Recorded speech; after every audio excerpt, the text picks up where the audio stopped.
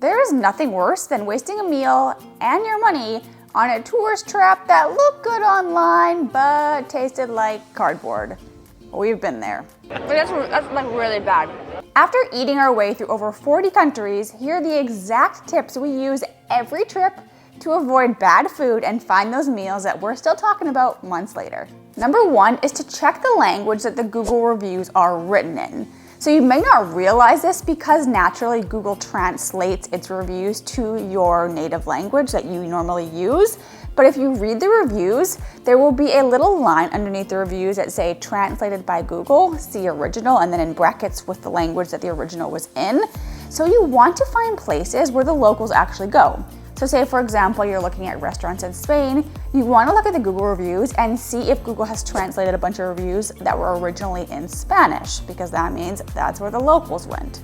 If you're in Spain and you're seeing a restaurant where there's like German, French, Italian, English, all these other languages, in the Google reviews, there is a good chance that it's more of like a tourist restaurant. Not always the case, but this is kind of a really easy way to see where the locals go just by reading the language on the reviews. Number 2 is to read the 1-star reviews. One, it can be really funny, but a lot of times those 1-star reviews are completely unrelated to the food taste or food quality. It'll be like, closed on Tuesday, 1 star, or I didn't eat here, had a drink, 1 star. Something that is completely unrelated to the food, so it really doesn't matter. So you want to see what are people actually saying and really pay attention to their original language, because if local people are saying 1 star, food not very good, you probably don't want to go there. But if they're just complaining that they couldn't get in, doesn't really matter. By the way, if you're new here, welcome. I'm Taylor, and my husband Caleb and I travel the world specifically to find the best food. If that sounds like your vibe, hit subscribe. Number 3 is to use Facebook. A lot of times, cities or countries have Facebook groups that are put on by local people, and they just genuinely want to help and share about their country. It's not the same as blogs who have the same recommendations all the time. If you go in these groups and ask people where they love to eat, where the locals go, or see what people are already recommending, it can be an absolutely amazing goldmine for restaurant tips and recommendations, and it's totally free. Number 4 is to use the Michelin guide. And we're not talking about hoity-toity fancy $100, $200 tasting menus where you leave still hungry. That's not really our vibe. We like those more local, authentic foodie spots. But if you go on the Michelin guide and then you filter by Bib Gourmand, these are places that the Michelin people, whoever they are, they have gone to these places and determined that they are a really good experience, good food for a good value. We've always had incredible meals when we go to these Bib Gourmand spots. And then pro tip, take that restaurant and put it into Google and then look at pictures and like click, it always says a vibe. And you can check out the vibe to make sure it doesn't look too fancy, too swanky, and then go to these spots and have a great meal. Number 5 is to use Instagram places, which you may not have heard about. So if you go to Instagram, you click the magnifying glass and then type where you're going in the search bar, for example, Rome. Swipe over, there's gonna be a little tab called Places.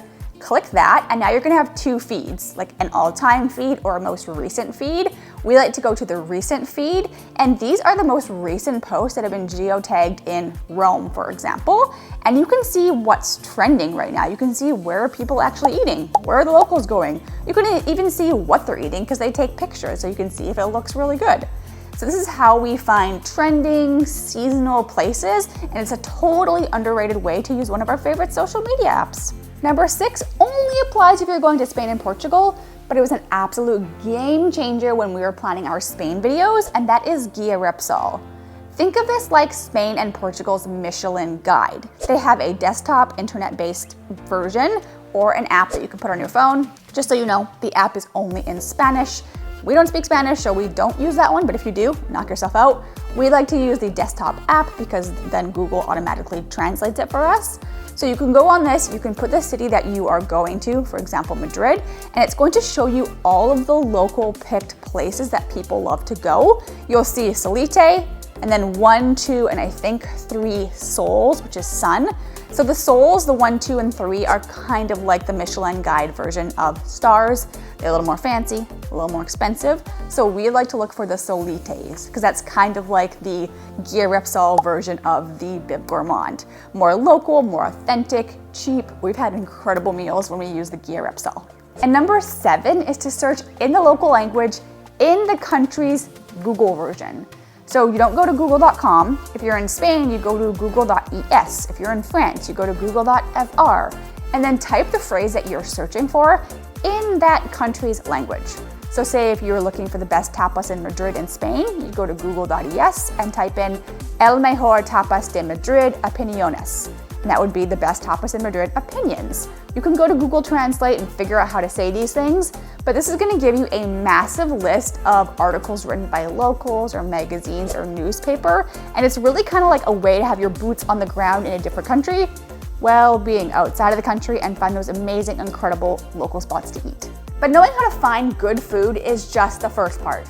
If you want to see where these tips actually led us, then watch our next foodie road trip video right here. We put all these tips and tricks to the test so you don't have to.